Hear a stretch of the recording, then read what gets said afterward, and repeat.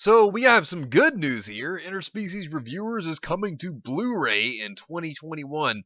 After Funimation dropped it like a rock, its popularity has soared. Good for Interspecies Reviewers. Hey, what is going on, everybody? How are you all doing today? I hope you all are having a wonderful and fantastic day today, and if not, hopefully you all will have a better tomorrow. So as everybody knows by now, there's been a lot of controversy around the Interspecies Reviewer series. Obviously with Funimation dropping it like a rock, trying to state that, oh, it's too spicy, crying about the series because to them, it just didn't fit their standards. So many fans had been questioning for a while whether Interspecies Reviewers was actually going to get a Blu-ray release in the West. Fortunately, that's going to happen in 2021 now. But, Funimation went so far even to go to a specific website, we'll call it The Hub, and they were even taking down clips of the show that people had. I mean, they went so far as to strike it on The Hub. I mean, you gotta be kidding me. That's how far they went to try to stop this show. But funny thing is that no matter how many links they tried to get people to stop watching the show, yeah, that just brought more popularity and attention to it. Freed from the ownership of Funimation, hentai company Critical Mass has gained the rights to Interspecies Reviewers. It has also been announced that the Blu-ray is set for a 2021 release. The series has finally been freed! As the show was originally acquired by Funimation and not shown due to its lewd content. Oh my, how lewd! That's pretty much what they were thinking. It was too much for Funimation. You took the L, Funimation. You took the L, and you took it hard. Many wondered if it will forever remain under lock and chain under them. Thankfully, it seems that Critical Mass, a niche hentai company, has negotiated with them, and now the show can be shown for free to the West. Thank you! I mean, this is awesome news, because had it been under Funimation, Funimation had been going around, and they had been copyright striking them on the Hub, for God's sake. That's how badly they've been trying to censor this. I mean, seriously, Funimation has been trying to make sure that this show does not become popular, and guess what? Because of that, apparently they don't understand what the Streisand effect is, and because of that, people have been like, well, I want to check this out now. And look at what you did, Funimation. You failed hard. So Critical Mass had their tweet stating Critical Mass has acquired Interspecies Reviewers and will be releasing it on Blu-ray in 2021. Now, we don't know whether it's going to be getting a dub release. We just know for now that it's going to be released in the West, and that's a good thing. Now, if it doesn't get a dub release, it will be subtitled. So, there will be that. But, that's the thing. I know there are some fans that would really like to see it be dubbed as well, considering Funimation started it, and then some fans don't want to see it, not be completed. Am I right? But, at least it's still getting a release. That's the best thing. It's better than Funimation trying to take hold and, bind it down for nobody to be able to support. About Interspecies Reviewers. In a world bursting at the seams with moe monsters and humanoids of the horrid sort, which brave heroes will take it upon themselves to review the beastly babes of the red light district? Behold the most tantalizing of trials. But, if Funimation had kept it, we know for a fact that nobody would be able to see this. I mean, of course, you'd have to sail the high seas, but considering that they were going around already trying to strike it on the Hub, of all places, where you would think that clips of it would be able to roam freely, yeah, no, apparently not. Apparently Funimation wants to completely close it out to anybody. I mean, doing that obviously made this more popular. Funimation just screwed themselves over. They could have made so much money on the series, especially with the rising popularity of it. Yeah, they could have actually made so much off of this. Funimation has abruptly dropped the anime series Interspecies Reviewers from its platforms after only 3 episodes following a company review of the ecchi comedy series found that this series fell outside of our standards. I mean, seriously.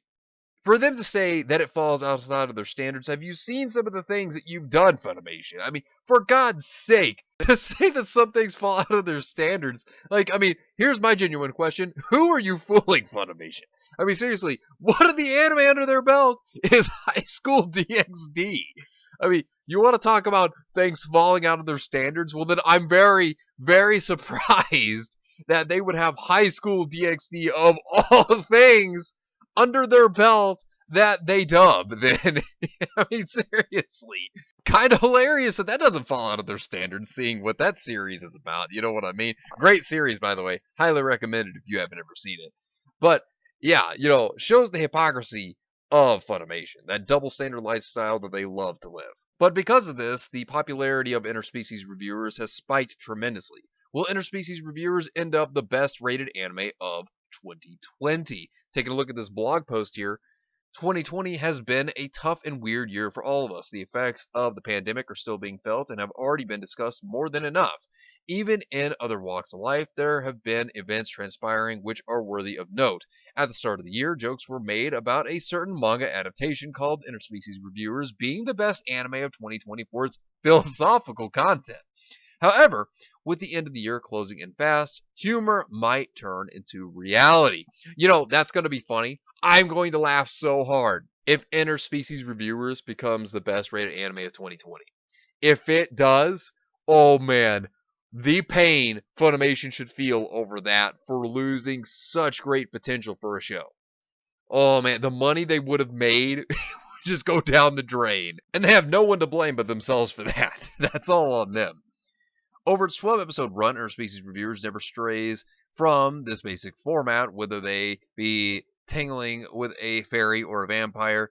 Each episode is split into two stories, which makes the viewing experience snappy, and the show overall doesn't outstay its welcome. The comedy always feels refreshing. Granted, it also might be a bit too lewd for most audiences just from that description. Too lewd for Funimation. It uses a lot of different techniques to get laughs out of its audience. Obviously, there is the spicy based comedy, which is a given for a show like this. In addition to some of the dirtier moments, it also has the standard anime comedy trope of referencing other anime. Common in other anime comedies like Food Wars or No Game No Life, it even makes a point of using censorship for laughs, conveniently changing a scene which is too risque or weird for something more pleasant. See, that sounds like fun, and leave it to Funimation to be the buzzkills. I don't think anybody's surprised about that. And when they have other anime that are edgy series as well, because there are some under their belts that they also have the rights to be able to dub. When you think about it, this is completely hypocritical on their part. It absolutely is. As for how the show itself was received by the public, it was so popular at one point that it was, for a brief time, ranked as one of the highest rated anime on the website myanimelist.net. Even now, it still has a respectable standing on the list. And see, that's what led on to questions from fans when fans were upset over this, which understandably, for good reason why they were upset. They started to ask Funimation, they were like, well then what are your standards? And then they brought up other anime that were even more into ecchi and that were a lot more risque content that they actually do dub. They questioned them and they were like, oh, well, then if this is a problem, then why do you have this said series on here? I mean, people were really going after Funimation. I mean, shots were fired and Funimation got hit hard. Obviously, a show like this is not without its share of controversy. It originally was picked up by Funimation to receive official subbing and dubbing, but the company famously dropped it after getting up to episode 3 because of the content, much to the outrage of fans of the show. And see, here's the thing. Just by that alone, it sounds like they had never had anyone at all review the content. Like, it just sounds like they were like, oh yeah, let's take this series because people will like it. And then by the time they got to episode 3, they were all like, it's too spicy for us. That's what it sounds like to me. Sounds to me like they just didn't review the content, which you would think that before they decided that they were going to pick up a series, you would think that they would review it and then be like, oh, okay, yeah, this is something we should do. Because, they have a right to do that, obviously. But it's just kind of strange because you would imagine that they would have obviously had somebody review it. Kind of strange when you think about it. But how did it get so successful in comparison to other anime this year? Well, in addition to its strong comedic writing and solid animation, some of its success can also be related to the pandemic outbreak. Like many other industries, animation studios the world over got a huge delay in production thanks to the virus, and many anime projects which were in the works due to the release had to get pushed back, whether they were new IPs or sequel seasons.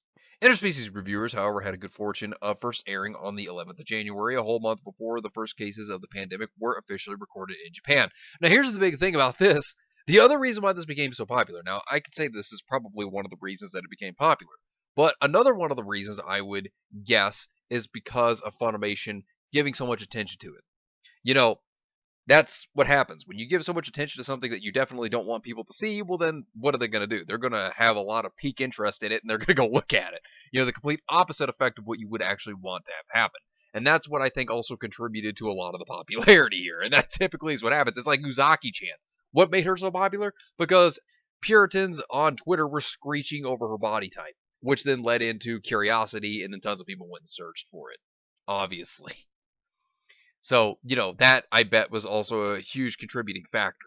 As for the show itself, I can't recommend it enough. At 12 episodes lasting about 20 minutes each, it's a very quick and easy watch. There is a very real chance that you will find it a bit too crude or raunchy, but if you could stomach it, you will definitely get a few laughs and loud moments. Now, personally, I don't think that anybody will find this series to be crude or raunchy. In fact, I think people would have a lot of fun with the series. That's just my personal opinion.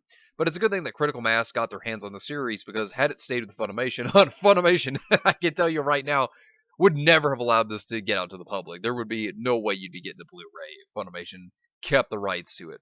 So Critical Mass getting their hands on this is actually a very good thing, and it's definitely best to get it away from Funimation, who would have kept it in its grip forever for no one to be able to get. So great job, Critical Mass, and I'm glad they'll be able to get it out there. But anyways, let me know what you think about this entire situation down below. Subscribe to the channel if you were new here, and make sure you were still subscribed, because YouTube is unsubscribing people from all their favorite channels.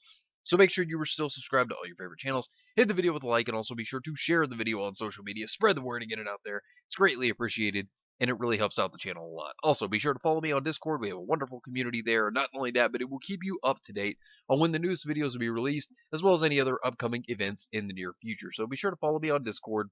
The link is in the description down below. But anyways, I hope you all have yourselves a wonderful and fantastic day today. And remember, if today was not a good day, tomorrow can always be better. Take care of yourselves and everyone around you. And have yourselves a good one out there, everybody.